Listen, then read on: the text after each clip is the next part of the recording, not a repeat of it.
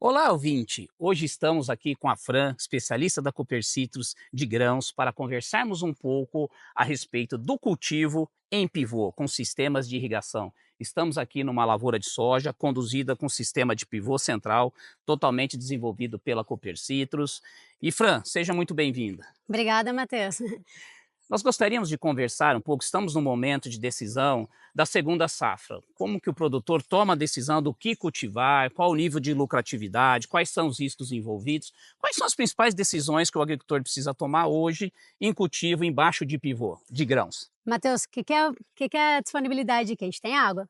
Então a gente fica muito mais vinculado à questão de rentabilidade e como está desenvolvendo o ciclo da cultura, certo? A gente tem que avaliar aqui a questão de ter uma janela mais ampla, então eu posso escolher algumas culturas. Então sempre vou pensar em rentabilidade. Ah, Fran, o feijão está legal de mercado de preço, então é uma opção. O milho hoje ele está com custo bacana, então eu poderia pensar. Sempre analisando o seguinte, Matheus, a gente tem que respeitar algumas janelas de plantio, tá? Eu acho que o detalhe é, tem a irrigação, eu tenho a água. Mas eu sempre tenho que respeitar a janela de plantio, principalmente para grãos. O milho, a gente precisa respeitar ali até 15, 20 de fevereiro, vamos falar assim, essa janela. Pensando em feijão, ele já prefere lá depois de abril. Então tem que respeitar, só que tomar cuidado com o manejo, principalmente praga. E aí eu teria outras opções. A gente tem uma região ampla da Copercisa. Então a gente tem cooperados que plantam trigo, arroz. A gente só precisa tomar cuidado com questão de manejo. Sempre assim. Então o que é que eu te dou um leque de ter uma irrigação? Eu tenho que entender viabilidade. Então, o que estiver melhor naquele mercado flutuando o preço, essa é a minha tendência. Fran, você que está no dia a dia, conversando com cooperados, com produtores, por toda a região de atuação da Cooper Citrus, você sente um pouquinho o que o cooperado está buscando, qual é a preferência dele esse ano? Qual que é a sua percepção, o seu feeling mesmo, o seu sentimento do que o cooperado está buscando hoje para uma segunda safra em pivô? Olha, eu posso ser sincera também, por ser cooperada, produtora também. Claro que a gente quer, esse ano tá bem animador, tá? Então a gente tá vendo que a lavoura, no geral, até no sequeiro, tá muito bonito. Então o cooperado tá animado. Eu acho que esse ano é o ano rentabilidade, não tem como não falar. Ele quer produzir, ele quer dinheiro no final do bolso, né? Então a gente está buscando realmente a questão de viabilidade econômica, Matheus. A gente tem visto muito, a Copercids, ela tem uma questão de viabilidade, a gente consegue analisar risco, então a gente consegue ver isso no mercado. Analisa a questão, a soja está muito bonita. Então eu consigo tirar uma soja antes, É. consigo posicionar um milho diferente. Então acho que esse é o detalhe, é viabilidade. Hoje, assim, manejo, a gente está vendo que a Copercisa tem um departamento técnico, tem pessoas na ponta que auxiliam no manejo. Então acho que está muito mais relacionado com o cooperado, que é a viabilidade. Preço, mercado. Verdade.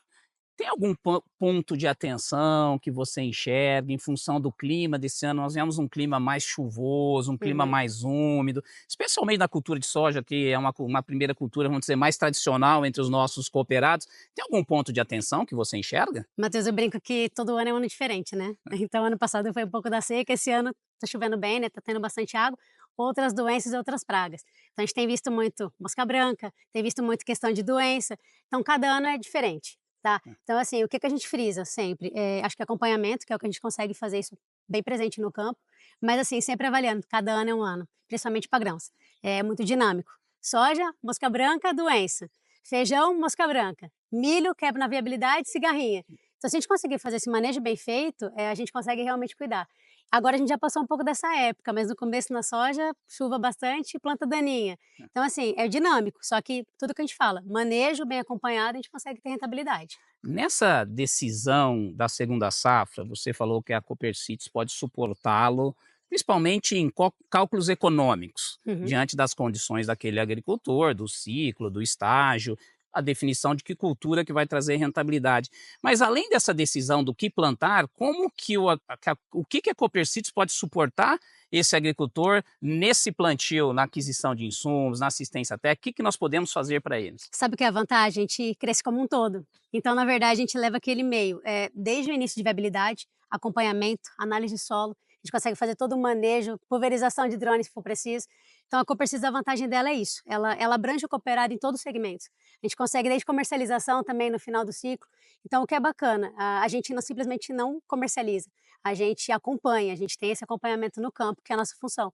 Então, acho que o grande diferencial nosso é atender ele como um todo, é realmente desde uma geoferta que a gente fala, que é uma análise, é o plantio, que tem disponibilidade de máquinas e implementos, a gente consegue pulverizar e ainda consegue comercializar, então é o ciclo completo.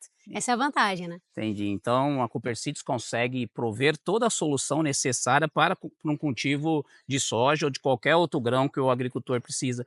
E para fechar, qual é o seu sentimento dessa soja, né? A gente anda por aí também, nós sou produtor também, a gente vê, pelo menos visualmente, as lavouras muito bonitas. Qual que é a Uhum. sua percepção? Especialmente falando aqui, nós estamos falando de uma soja irrigada.